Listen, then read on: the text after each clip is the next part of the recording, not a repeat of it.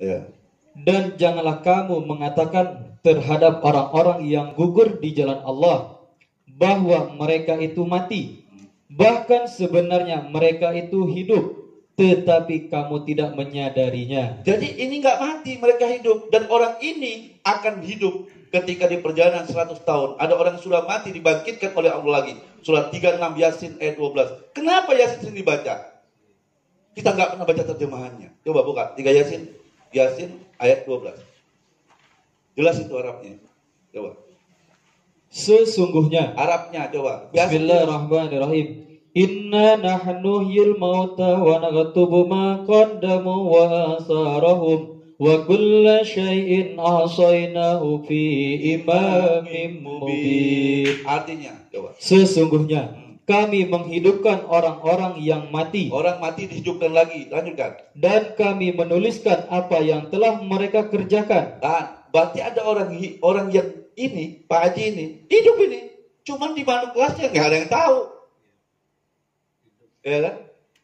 Di mana dia sekarang? Kalau dia memang mati dalam syahidin, jelas dia akan masuk. Dan bisa saya lihatkan ini. Nggak mungkin casing yang lama. Ada orang yang mati, dihidupkan 100 tahun kemudian. Surat 2 Al-Baqarah 258. Saya bikin senang aja keluarga ini. Bahwa ini masih hidup. Kalau memang kita sama seperbuatan, ada ketemu dengan ini orang. Surat 2 259. Ya kan? Itu buka di sini. Saya nggak mau nutup-nutupin. Nggak ada. Coba aja.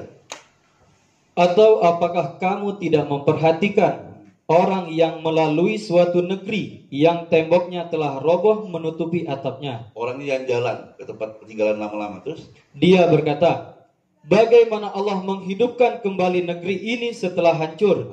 Terus Maka Allah mematikan orang itu 100 tahun. Orang ini mati 100 tahun. Terus kemudian menghidupkannya kembali. Hidup lagi 100 tahun. Ini yang Allah ini bilang Quran loh, bukan saya. Kalau nggak percaya dengan Quran, coret aja Quran. Selesai. Allah bertanya, berapa lama kamu tinggal di sini? Dia baru hadir, datang dari Amerika. Dulunya orang Palembang, mati di Palembang, tinggalnya di Amerika. Dengan kulit yang berbeda, bahasa yang berbeda. Dia punya bisnis batu bara. Pergi ke Palembang, ketemu orang Palembang. Ditanya oleh temannya, berapa lama kamu di sini? Baru 1,5 hari katanya. Tapi yang dalam jawab, coba. Ia menjawab, saya tinggal di sini sehari atau setengah hari. Dia baru datang dari Amerika, tapi casingnya Amerika. Terus Allah berfirman,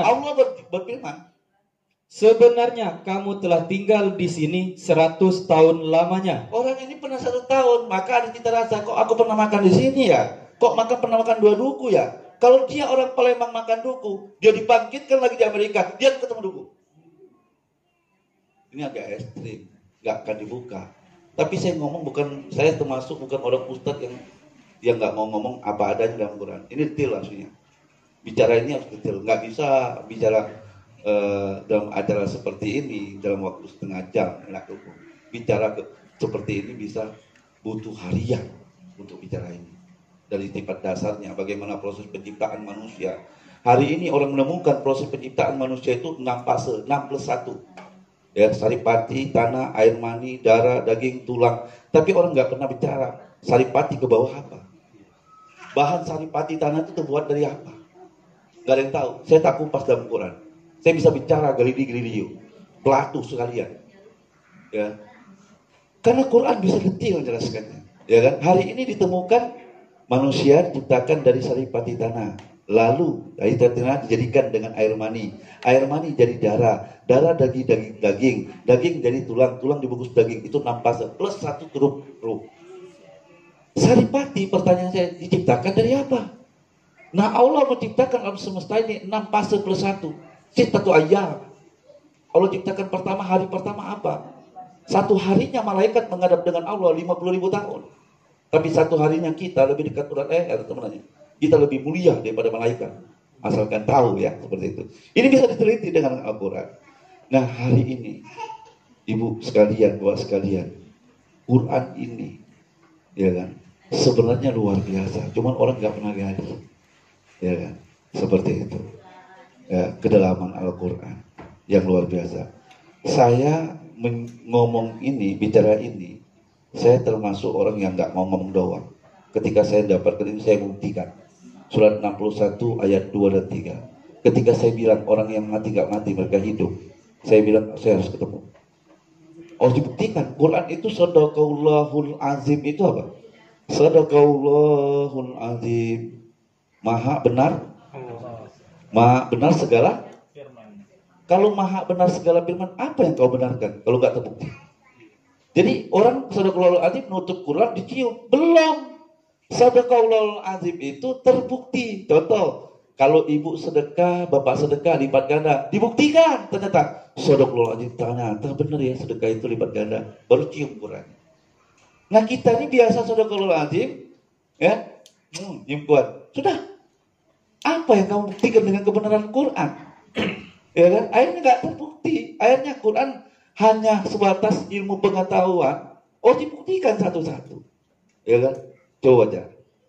Jadi orang yang beriman itu harus membuktikan setiap ayat. Coba.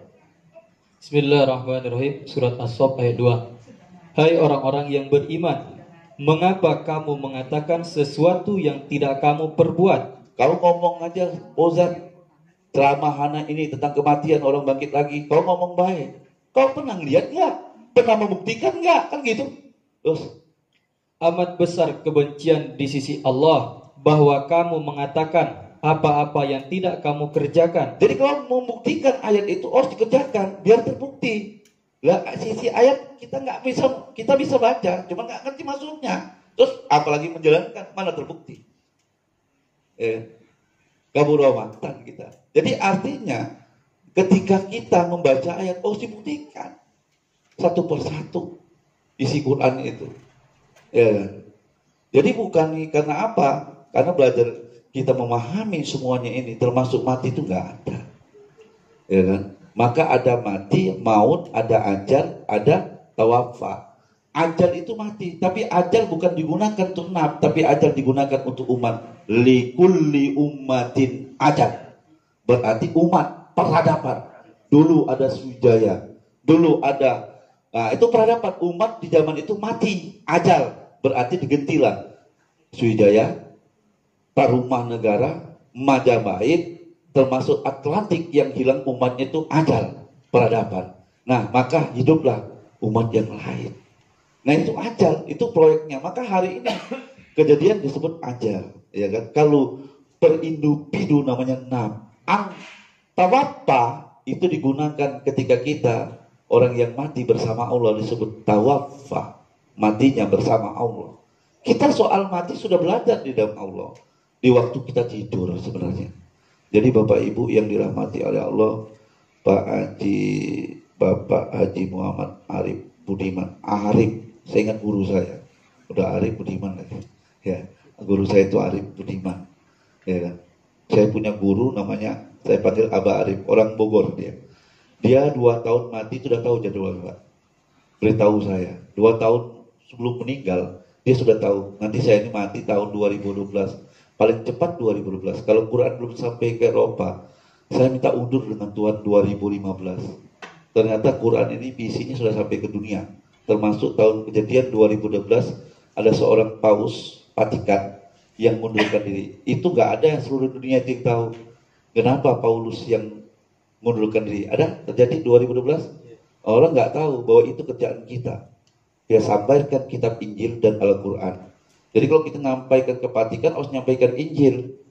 Ya, bedah di situ Injil, masukkan renit Quran. Baru pacak nyambung seperti itu. Nah, alhamdulillah, ya kan. Ini nggak mati, ya kan. Cuman nggak di sini, bro. Ya, apalagi ketemu ibu, ya kan.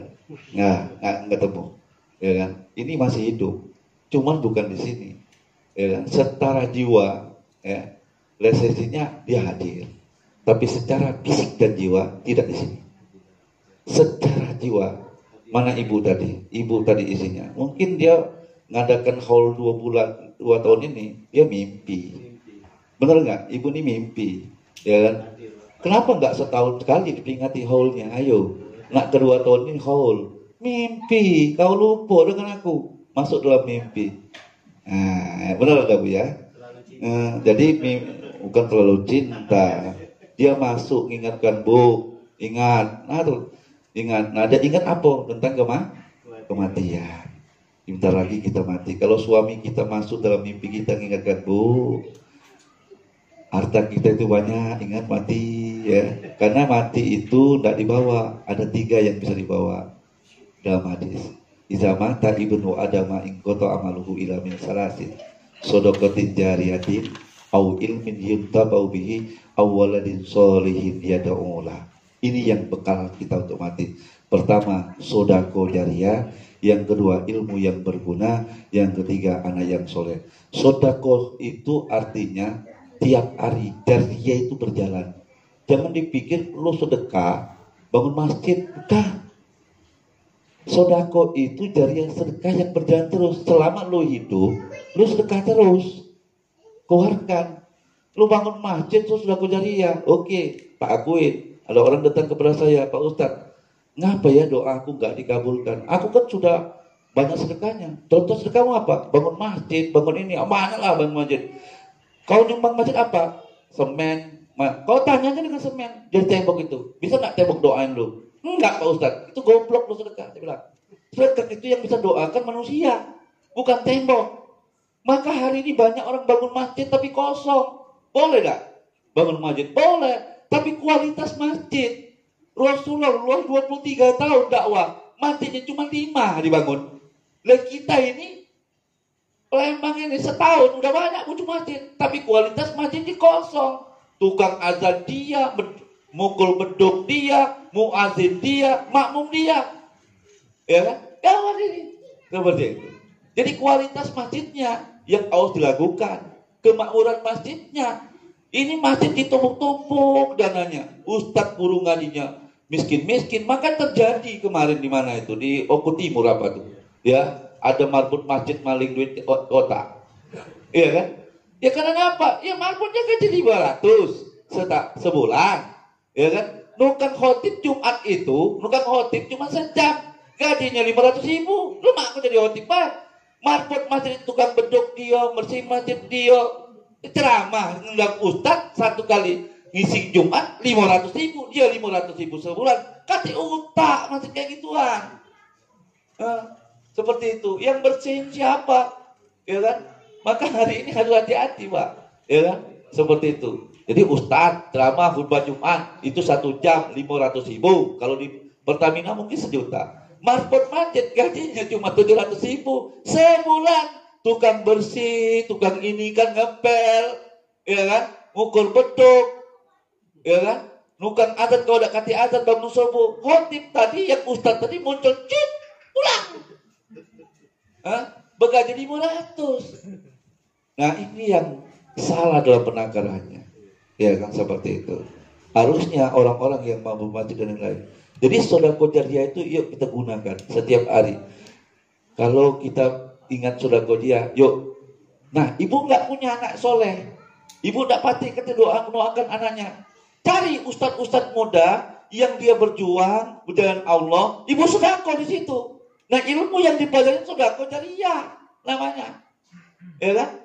Itulah anak-anak ibu spiritual, ya kan? Anak biologis ibu mungkin duniawi, nggak masalah, ya kan? Tapi ada anak orang tua kita, anak kita yang spiritual. Ada ustadz-ustadz yang masih mondok pesantren ngabid Quran, orang tuanya miskin melarat gitu ya, terus kuliah lagi. Nah ibu cari itu hari ini, mungkin program ke depan saya, ini saya Pak, saya ini orang butuh, kan banyak, nggak orang kaya banget. Saya punya program ke depan itu untuk membagikan ustadz-ustadzah yang guru-guru ngaji itu. Ya mampu saya 50.000, ya kan, kebenaran saya dapat rezeki, ya kan, seperti itu. Nah ini nggak minta mereka itu. Jadi sedekah jariyah, ilmu yang berguna dan anak yang soleh. Anak yang soleh itu jangan diartikan anak biologis, ya kan? Anak soleh itu ada 2. Anak soleh biologis, ada anak soleh zuriyah. Jadi ada ahlun, ada zuriyah. Jadi kita punya anak soleh yang doakan kita banyak, ya, itu zuriyah. Maka zuriyatahum itu zuriyah perbuatan. Kalau ahlun itu biologis, ya kan? Nuh punya anak kafir namanya ahlun, tapi bapak ibu punya anak ustadz yang ibu bantu, itu yang ngikutin dan doakan, itu zuriyah namanya. Jadi ahlun dengan zuriat beda. Kalau ahlun disebut biologis, hubungan dia lahir, zuriat dia anak spiritual yang kita bantu pertolongannya. Ini penting sekali sebenarnya.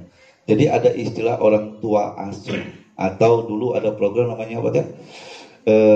Trionda, pernah tuh orang pemerintah, orang tua asuh itu bagus, ya kan? Gianota seperti itu yang dibangun. Jadi orang-orang miskin seperti itu. Ada santri-santri yang miskin yang ingin belajar seperti itu, yang di pesantren dan lain. Nah itu yang kita bantu.